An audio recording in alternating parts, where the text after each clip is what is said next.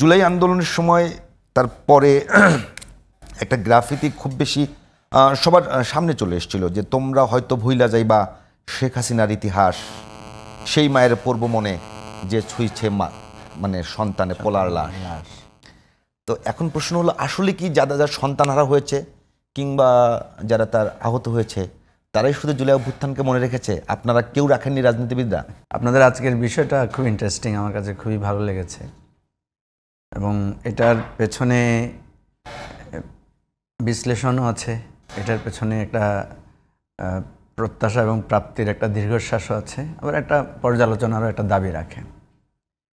দেখেন, জুলাই অভ্যুত্থানটা আমরা যদি ওইভাবে দেখি তাহলে দেখব যে কম্প্যাক্ট একটা 20-25 দিনের একটা আন্দোলন। যদিও এটাকে বলা হয় 36 জুলাই, 36 দিনের, কিন্তু মোমেন্টামটা 14 জুলাই থেকে 5ই আগস্ট পর্যন্ত। এর আগে একটা আমাদের আন্দোলনের একটা লম্বা ইতিহাস আছে, লম্বা সংগ্রাম আছে। আগে লম্বা সংগ্রাম আমরা যারা করেছি, আপনি এখন যাদের দিকে আঙ্গুল তুললেন যে আপনারা সবাই আগার ট্রেডিশনাল জায়গায় ফিরে গেছেন, আমাদের ওই আন্দোলনটাও একটা ট্রেডিশনাল আন্দোলন ছিল। আপনি যদি দেখেন, অবরোধ, হরতাল, মিছিল, স্লোগান, এবং স্লোগানেও কোনো খুব বেশি মানে ব্যতিক্রমী কোনো অ্যাপ্রোচ নাই। না মঞ্জুর, একটু অ্যাড করবো আপনার সাথে। জি জি। সাপোজ বাংলাদেশে একটা কালচার আছে, বাংলাদেশের মানুষ খুব বেশি ধর্মভীরু না, কিন্তু যে বাবা মারা যায় বা দাদা মারা গেলে দেখা যায় ওই ফ্যামিলিতে কম করে 1 মাস নামাজ কন্টিনিউ করে, একটা শোক থাকে, একটা শোক থাকে। হ্যাঁ, তো আমরা কি সেটাও ভুলে গেলাম? এতগুলো মানুষ মারা গেল, 1 বছরের মধ্যে আগের পর্যায়ে ফেরত গেছে? না, 1 বছর তো না, আরো বেশি, 1 বছরের মধ্যেই পার হয়েছে। না, আমরা ভুলে গিয়েছি এভাবে বলা যাবে না। আমি আপনাকে জাস্ট ওটা বোঝানোর জন্য বলছি, আমরা যারা ট্র্যাডিশনাল মুভমেন্ট দিয়ে, একটা গতানুগতিক আন্দোলন দিয়ে শেখ হাসিনাকে হটাতে চেয়েছিলাম, আমরা কিন্তু পারি নাই বলতে আমাদের আন্দোলন বৃথা গেছে এটা বলা যাবে না, কিন্তু আমরা এই আন্দোলনকে চূড়ান্ত রূপে নিতে পারি না। এর মধ্যে কিন্তু আপনি দেখবেন অনেক ভেরিয়েশন ছিল, নির্বাচন বর্জন ছিল, নির্বাচনে সংযুক্তভাবে অংশগ্রহণ ছিল, আপনার লাগাতার হরতাল ছিল, অবরোধ ছিল, ঢাকা মহাসমাবেশ ছিল, অনেক ধরনের প্রোগ্রাম দিয়ে আমরা দেখেছি যে আমরা কোনোভাবেই শেখ হাসিনাকে আমরা হটাতে পারি নাই। এই যে তরুণরা আমাদের সাথে যখন যুক্ত হলো, দেখেন ওদের স্লোগান বদলে গেল, ওদের কর্মসূচি বদলে গেল। ওরা কে দিয়েছে? ঢাকা ব্লকেট দিয়েছে। ঠিক আছে, আমরা এই ধরনের ইনোভেটিভ কোনো আইডিয়া বা ভাষাও আমরা ব্যবহার করি নাই। স্লোগানগুলো দেখেন একেবারে ডিফারেন্ট। মানে আমরা এতদিন খালেদা জিয়া বা আমরা মানে এক একজনের এক একভাবে দলীয় স্লোগান দিয়েই আমরা রাজপথ গরম করেছি বা দলের স্লোগান দিয়েছি। হ্যাঁ, আমরা বলেছি চোর চোর ভোট চোর, শেখ হাসিনা ভোট চোর, এগুলো আমরা পপুলার করেছি। কিন্তু ওরা এসে বলল বুকের ভিতর ভীষণ ঝড়, বুক পেতেছি গুলি কর।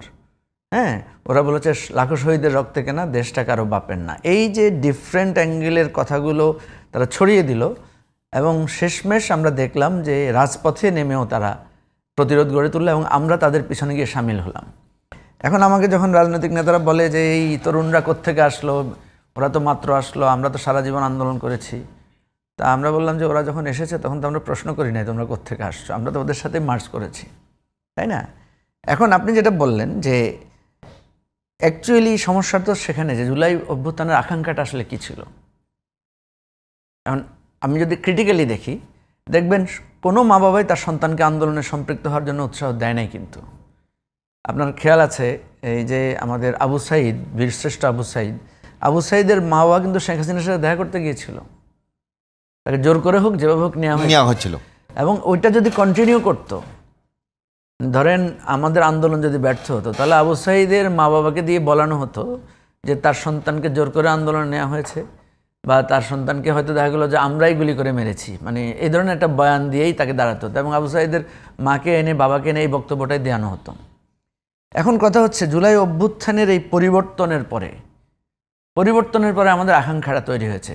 শেষ পর্যন্ত আমাদের আকাঙ্ক্ষা ছিল যে কোনো মতে শেখ হাসিনাটা বিদায় হোক, এবং শেখ হাসিনা বিদায় হয়েছে। অর্থাৎ আপনি যদি জুলাই অভ্যুত্থানের বস্তুগত অর্জন বলেন, শেখ হাসিনা বিদায়, বস্তুগত অর্জনের একটা বড় অর্জন হয়েছে, শেখ হাসিনার বিদায় হয়েছে।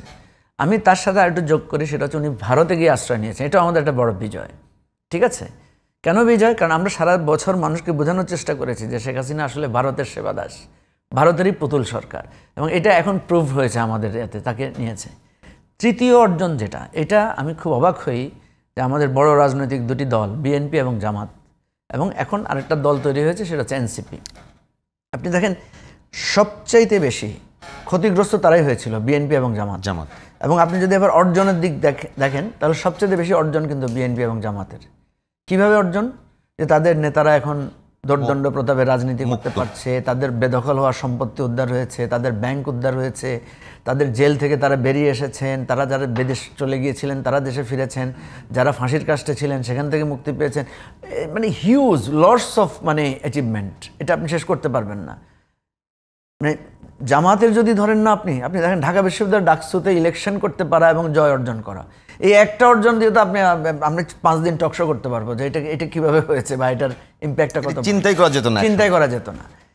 এনসিপির কথা ভাবেন, যারা ক্যাম্পাসে ছিল, হোস্টেলে থাকতো, তারা এখন মন্ত্রীপাড়ায় থাকছে, মন্ত্রীর প্রোটোকলে মন্ত্রীর ক্ষমতা অর্জন করেছে। আমি এটাকে বস্তুগত জায়গা থেকে বলছি।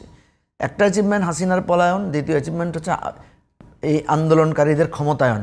যারা বলেছিল বৈষম্য চাই না, এখন ক্ষমতা তাদের হাতে, ঠিক আছে।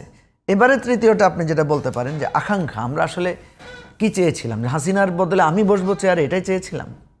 বা আমি যদি বলি নাহিদ ইসলাম, আসিফ মাহমুদরা কি এই জন্য আন্দোলন করেছিল যে আমরা মন্ত্রী হব, আমরা দেশ চালাবো, এটার জন্য? নিশ্চয়ই এটা না।